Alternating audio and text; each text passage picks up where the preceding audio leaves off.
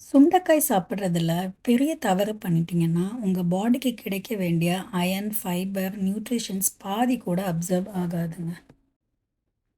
சுண்டைக்காய் பார்த்தாலே நிறைய பேருக்கு கசப்பு தன்மையை தான் தோணும். ஆனா, அந்த கசப்பு தன்மைக்குள்ள தான் பாடிக்கு தேவைப்படும் பவர்ஃபுல் நியூட்ரிஷன்ஸ் இருக்குதுங்க. இதுல முக்கியமா இருக்கின்றது இரும்புச்சத்து, நார்ச்சத்து, பாலிஃபெனால்ஸ், ஆன்டிஆக்சிடென்ட்ஸ் மற்றும் விட்டமின் சி, விட்டமின் ஏ. இந்த சுண்டைக்காய் ரெகுலரா சாப்பிட்டீங்கன்னா என்ன ஆகும் தெரியுமா? பிளட்ல ஹீமோகுளோபின் லெவல் நேச்சுரலி இன்க்ரீஸ் ஆகுங்க.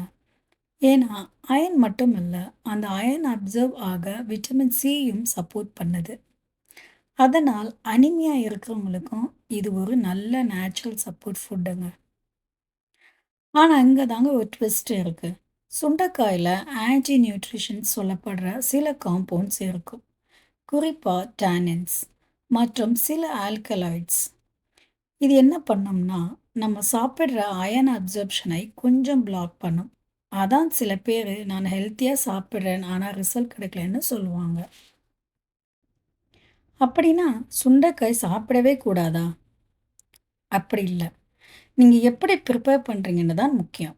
சுண்டைக்காய் ஃப்ரெஷ்ஷாக எடுத்ததும் டைரெக்டாக சமைச்சு சாப்பிட்றது தவறுங்க. முதல்ல அதை லேசாக க்ரஷ் பண்ணி உப்பு தண்ணீரில் சோக் பண்ணி வச்சா அந்த பிட்டர்னஸும் ஆன்டி நியூட்ரிஷன்ஸும் குறையும். இதை நம்ம ட்ரெடிஷ்னலாக சுண்டைக்காய் வத்தல் பண்ணும்போது ஃபாலோ பண்ணுவாங்க. இந்த சோக்கிங் ப்ராசஸ் என்ன பண்ணுது தெரியுமாங்க? அந்த ஹார்ம்ஃபுல் காம்பவுண்ட்ஸ் வெளியேறி நல்ல நியூட்ரிஷன்ஸ் பாடிக்கு அப்சர்வ் ஆக ஈஸி ஆகுது. சுண்டைக்காய் சரியாக ப்ரிப்பேர் பண்ணினா அந்த அயன், ஃபைபர் எல்லாம் பாடிக்கு ஃபுல்லாக கிடைக்கும். இது ஒரு பவர்ஃபுல் கட் ஃப்ரெண்ட்லி ஃபுட்டுங்க. இதில் இருக்கும் ஃபைபர் நம்ம இன்டெஸ்டைனில் நல்ல பாக்டீரியா வளர ஹெல்ப் பண்ணும். அதாவது கட் மைக்ரோபயோம் பேலன்ஸ் ஆகும். இதனால் கான்ஸ்டிபேஷன்ஸ், ப்ளோட்டிங் மாதிரி ப்ராப்ளம்ஸ் ரெடியூஸ் ஆகும். ஆனால் ஓவராக சாப்பிட்டீங்கன்னா, அதுவும் எம்டி ஸ்டொமக்கில் பச்சையாக சாப்பிட்டீங்கன்னா, அப்போது அசிடிட்டி, ஸ்டொமக் இரிட்டேஷன்ஸ் வர வாய்ப்பு இருக்குது. அதனால் இதை எப்போவுமே குக் ஃபார்மேட்டில் தான் சாப்பிடணும். சுண்டைக்காய் நல்லா ரோஸ்ட் பண்ணி அல்லது சாம்பார், குழம்புல ஆட் பண்ணி சாப்பிட்டீங்கன்னா டைஜஷனுக்கு லைட்டாக இருக்கும். இதில் இருக்கும் காம்பவுண்ட்ஸ் லிவர் டீடாக்சிஃபிகேஷனுக்கு சப்போர்ட் பண்ணும்.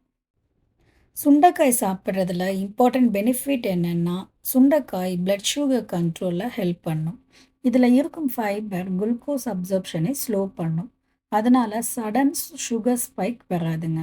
இது டயபெட்டிக்ஸ் கண்ட்ரோலுக்கு சப்போர்ட்டிவ் ஃபுட்டாக இருக்கும். ஆனால் இங்கேயும் ஒரு மிஸ்டேக் இருக்குங்க. சுண்டைக்காய் வத்தல் டீப் ஃப்ரை பண்ணி அதிகமாக சாப்பிட்டீங்கன்னா அந்த ஆயில் கண்டென்ட் தான் ப்ராப்ளம் ஆகும். அப்போது பெனிஃபிட்ஸ் குறையும். அதனால் பெஸ்ட் என்னென்னா லைட் ரோஸ்ட் அல்லது குறைந்த எண்ணெயில் குக் பண்ணி சாப்பிடுங்க. இதில் கால்சியம், மெக்னீஷியம் மாதிரியான மினரல்ஸும் இருக்குங்க. இது போன் ஸ்ட்ராங்காக இருக்க ஹெல்ப் பண்ணும். அதோட ஆன்டிஆக்சிடென்ட்ஸ் கண்டென்ட் இன்ஃப்ளமேஷன்ஸ் குறைக்க உதவும். சுண்டைக்காய் ரெகுலராக டயட்டில் சேர்த்திங்கன்னா கட் ஹெல்த் இம்ப்ரூவ் ஆகும், பிளட் இம்ப்ரூவ் ஆகும், இம்யூனிட்டி ஸ்ட்ராங் ஆகும், லிவருக்கு சப்போர்ட் கிடைக்கும். ஆனால் சரியான ப்ரிப்பரேஷன் இல்லைன்னா சேம் ஃபுட் பெனிஃபிட்ஸ் கொடுக்காம ப்ராப்ளம் கூட க்ரியேட் பண்ணும். அதனால் சிம்பிளாக நினச்சிக்கோங்க, சுண்டைக்காய் பிட்டர்னு அவாய்ட் பண்ணாதீங்க. சரியாக ப்ரிப்பேர் பண்ணி சாப்பிடுங்க. நம்ம ட்ரெடிஷ்னல் ஃபுட்ஸ் எல்லாமே சயின்ஸ் பேஸில் தான் இருக்கும்.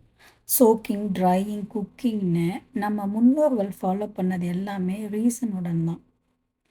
இப்போ நீங்கள் சாப்பிட்ற ஒவ்வொரு ஃபுட்டும் இதில் நியூட்ரிஷன்ஸ் என்ன, அது பாடிக்கு எப்படி அப்சர்வ் ஆகுதுன்னு யோசித்து சாப்பிட்டீங்கன்னா ஹெல்த் ஆட்டோமேட்டிக்கலி இம்ப்ரூவ் ஆகும். சுண்டைக்காய் மாதிரி சிம்பிள் ஃபுட்லேயும் கரெக்டாக யூஸ் பண்ணினா மெடிசின் மாதிரி வேலை செய்யும். அதனால் இனிமேல் சுண்டைக்காய் பார்த்தா ஸ்கிப் பண்ணாதீங்க, ஸ்மார்ட்டாக யூஸ் பண்ணுங்கள். பாடி உங்களுக்கு தேங்க்ஸ் சொல்லும்.